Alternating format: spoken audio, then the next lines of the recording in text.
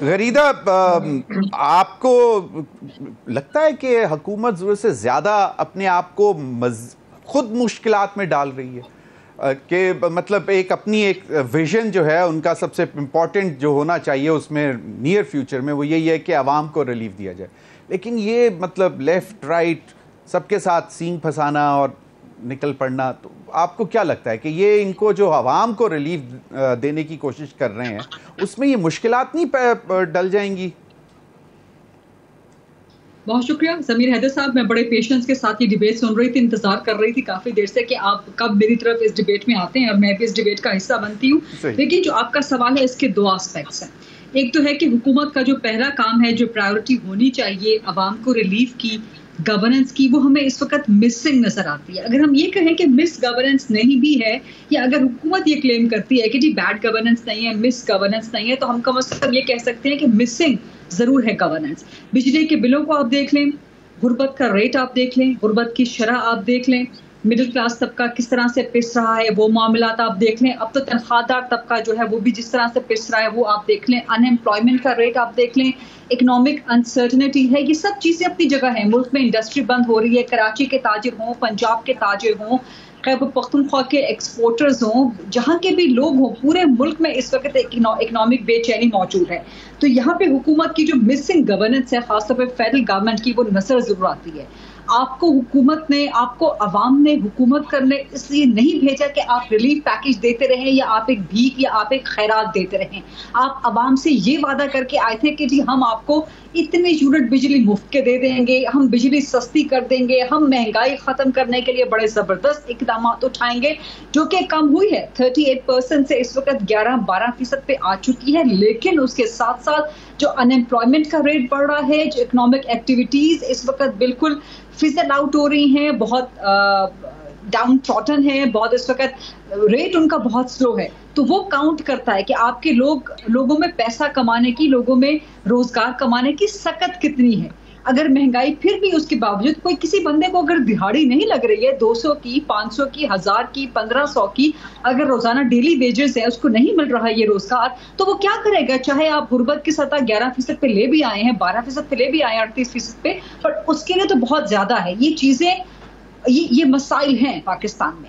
लेकिन जो आपके सवाल का दूसरा हिस्सा है कि क्या हुकूमत की प्रायोरिटीज चेंज हो गई हैं, सींग फंसाना, अगर आप स्पेसिफिकली इलेक्शन एक्ट तरमीमी कानून, अब तो खैर कानून बन चुका है, सिर्फ बिल नहीं रहा, 2024, उसकी बात कर रहे हैं, तो अभी जो सीनियर प्यूनियर जज मंसूर अली शाह साहब ने, ऑनरेबल मंसूर अली शाह साहब ने जो बात की कल परसों, मैं उससे, उस गुफ्तगू से, उस बात से मैं एग्री नहीं करती। सुप्रीम कोर्ट के हर फैसले पे अमल करना ये लाजिम नहीं है। सुप्रीम कोर्ट का हर वो फैसला जो आइन और कानून के मुताबिक हो, उस पे अमल करना लाजिम हो जाता है, फिर सिस्टम चलता है। वरना यही सुप्रीम कोर्ट है जिसका फैसला जुल्फिकार भुट्टो के कत्ल के हवाले से भी था, तो उस पे जो अमल किया गया फिर वो दुरुस्त था। हालिया कुछ अरसे में जो फैसले आए हैं, क्या वो इंसाफ और कानून पे मबनी है? यही सुप्रीम कोर्ट है जिसका रेकोडेक का फैसला भी आया था, क्या वो भी दुरुस्त था? उससे पाकिस्तान के कौमी खजाने को कितना नुकसान पहुंचा? तो सुप्रीम कोर्ट के हर फैसले पे अमल करना लाजिम नहीं है। अगर आप सुप्रीम कोर्ट के फिर अपील का राइट ना हो ना, अपील का राइट इसीलिए है कि सुप्रीम कोर्ट का फैसला गलत भी हो सकता है, किसी भी अदालत का फैसला गलत हो सकता है। यही सूरत हाल हमने देखी है अभी जो राना एहसान साहब कोर्ट कर रहे थे 63A के मामले के हवाले से, और इसके अलावा अभी जो ये फैसला आया है मखसूस नशिस्तों का, पाकिस्तान तहरीक इंसाफ जिसमें फरीक ही नहीं थी, उनको रिलीफ किस तरह दे दिया गया। और ये बात उनको गरीदा, आपने कहा है कि किसी भी सुप्रीम कोर्ट के हर फैसले पर अमल करना जरूरी नहीं है और पार्लियामेंट जो है उसकी सुप्रीमेसी है, तो आपको क्या लगता है कि इट हैज़ बीन डिसाइडेड कि बस ये जो 12 जुलाई का फैसला था इसके ऊपर इम्प्लीमेंटेशन नहीं होगी? क्योंकि इलेक्शन कमीशन ऑफ पाकिस्तान को एक तो खुद रास्ता दे दिया था उस जजमेंट में कि अगर आपको कहीं पे कोई रहनुमाई की ज़रूरत पड़े या पीटीआई और इलेक्शन कमीशन, तो आप दोबारा रजू कर सकते हैं सुप्रीम कोर्ट को। तो वो मेरा ख्याल में तो ये चीज़ें तो फिर मतलब कहीं पे भी there is no end to it then. साहब, लेट मी रीट्रेट दैट। मैंने कहा कि सुप्रीम कोर्ट के हर फैसले पे अमल करना लाजिम नहीं। सुप्रीम कोर्ट का हर वो फैसला जो आइन और कानून और इंसाफ के मुताबिक हो, उस पर अमल करना लाजिम है। मिसालें मैंने आपको दे दी, फिर जुल्फिकार भुट्टो का कत्ल दुरुस्त हुआ था क्या आपके नजदीक रमीर साहब? नहीं, जुल्फिकार भुट्टो का कत्ल फिर इलेक्शन का जो फैसला आया क्या फिर वो दुरुस्त था? ठीक है, ये हमें एक सेग्रीगेशन करनी होगी, हमें एक अंडरस्टैंडिंग करनी होगी, वरना फिर मैंने जैसे पहले गुजारिश की कि अपील का हक फिर अदालती फैसलों में क्यों दिया जाता है। सेकेंडली, यही being a Democrat, I stand for the supremacy of the parliament, for the supremacy of the will of the people of this state, for the supremacy of the voice of the people through their elected representatives. मैं हमेशा पार्लियामान के साथ खड़ी होंगी। इस मुल्क में पार्लियामान supreme है क्योंकि पार्लियामेंट हमारी नुमाइंदा है, हम अवाम के नुमाइंदा है। पार्लियामेंट अपना काम नहीं कर रही, हम उसकी अकाउंटेबिलिटी कर सकते हैं। कोई भी इदारा अपना काम नहीं कर रहा, पाकिस्तान के अवाम उसकी अकाउंटेबिलिटी कर सकते हैं। किसी और को इंटरफेयर करने की इसमें ना तो जरूरत है ना ही गुंजाइश मौजूद है। यही पार्लियामान थी जिसने अभी कानून बनाया था, प्रैक्टिस एंड प्रोसीजर एक्ट। कानून अभी बना ही नहीं था तो सुप्रीम कोर्ट ने उसमें इंटरवीन करके स्टे ऑर्डर दे दिया जो कानून नहीं बना। तो हमारी मौसिस अदलिया को, हमारे मौसिस जज साहिबान को अपने इदारे के अंदर मौजूद गलतियों पर भी नजरसानी करनी पड़ेगी। Now coming to the point जो आपने रेज किया अपने क्वेश्चन में, मुझे नहीं लगता कि अब इस कानून को शायद साइडलाइन किया जाएगा या इसको स्ट्राइक डाउन या अनडू किया जाएगा, क्योंकि इसी बेंच में, ये जो फुल कोर्ट बैठा हुआ है, इसी बेंच में कई मौजिज सीनियर तरीन जज साहिबान का, including the chief justice of Pakistan का फैसला मौजूद है अभी हाल का ही कि जी पार्लियामेंट सुप्रीम है और पार्लियामान जो कानून बनाती है वो सुप्रीम है। तो सुप्रीम कोर्ट जब खुद पार्लियामान के सुप्रीमेसी तस्लीम कर रही है और इस तरह फिर एक प्रेसिडेंट सेट हो जाएगा ना, दोनों तरफ प्रेसिडेंट सेट हो जाएगा। लेकिन आपको देखना है कि कौन सा प्रेसिडेंट पाकिस्तान के निजाम के लिए खतरनाक है। क्या ये प्रेसिडेंट के पार्लियामेंट कानून बनाए और उस कानून को किसी भी अदालत में ले जाया जाए?